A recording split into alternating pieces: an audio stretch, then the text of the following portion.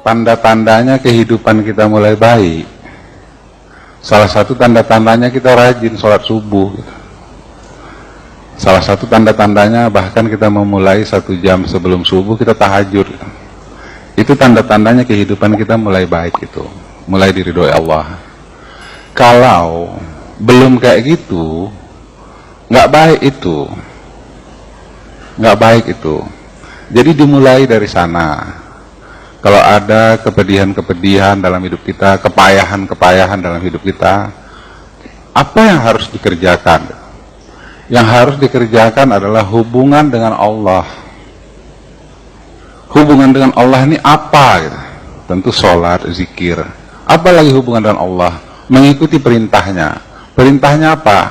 Perbaiki hubungan dengan orang tua kita, perbaiki hubungan dengan suami kita, dengan istri kita, dengan anak-anak kita, dengan tetangga kita. Kenapa ini kita kerjakan? Karena ini perintah Allah. Kenapa ini kita kerjakan? Karena kita sedang memperbaiki hubungan dengan Allah. Gitu. Saya mengambil analogi yang lain ya.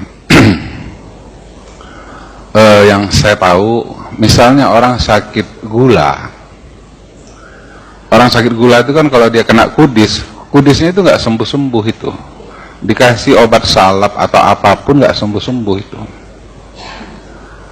Jadi bukan kudisnya yang diobati, bukan.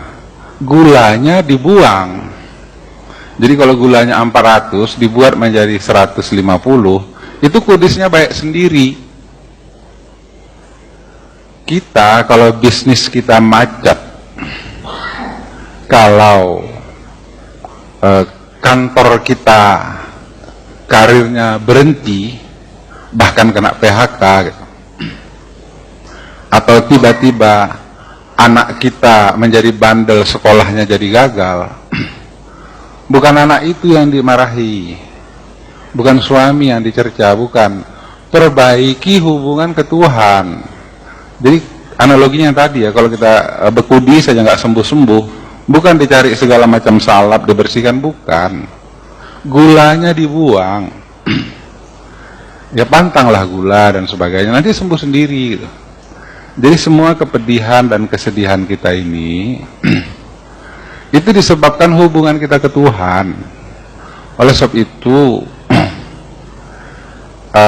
apapun yang terjadi, misalnya jualan nggak laku sekarang nih, apapun yang terjadi bukan jualannya dulu diperbaiki, bagaimana hubunganku ke Tuhan. Secara sederhananya macam mana? Wiridku macam mana? Sulukku macam mana? Zikirku bagaimana? Itu dulu. Kemudian ingat apa perintah Tuhan, perbaiki hubungan dengan istri, dengan suami, dengan anak-anak, dengan tetangga. Itu dulu. Udah ini semua diperbaiki, baru mulai kita periksa bisnis kita ini sedang kenapa. Tapi biasanya dia bagus sendiri.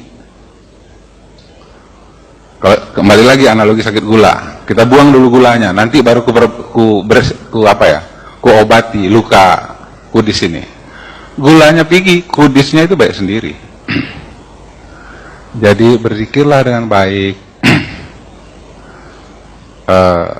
ya diperbaiki semua. Begini, hidup ini dikuasai oleh Allah Subhanahu Wa Taala.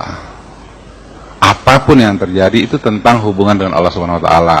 Kita perbaiki sholat, zikir, tahajud, semua suluk.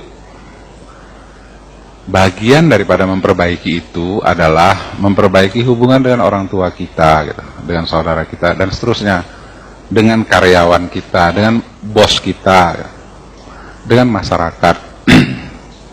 Demikian itu. Gitu.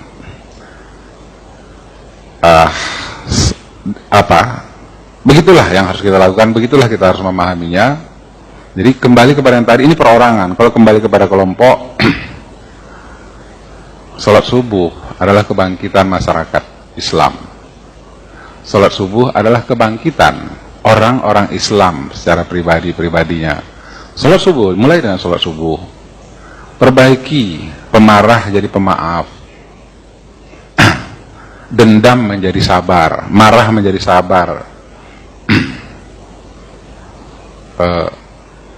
dan seterusnya.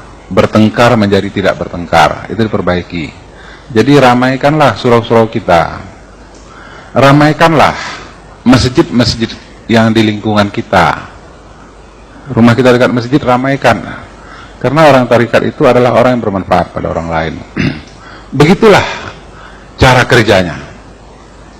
Mungkin ada sebuah pertanyaan, aku sholat subuh, hubungan sama orang tua aku baik, sama istri nggak bertengkar lagi. Dari mana jalannya jualanku jadi laku? Terlalu rumit untuk dijelaskan, serahkan aja lah pada Allah. Begitulah, inilah yang kita lakukan. Dan coba kita renungkan, ini sering saya katakan, tapi saya sampaikan lagi ya. Menjadi Islam itu bukan menjadi kepayahan, tapi menjadi nyaman. Bangun pagi dengan penuh rasa syukur, kemudian sholat. Bangun pagi dengan penuh rasa marah, kemudian memarahi anak istri. Itu lebih capek itu. Terlalu banyak. Ada orang yang baru bangun pagi, baru terbuka matanya, udah berpikir dia, siapa yang mau kumarahi hari ini? Itu capek kali itu. Menjadi orang yang beriman adalah waktu dia bangun, siapa yang harus kusayangi hari ini? Mana yang lebih enak? Itulah yang kita lakukan.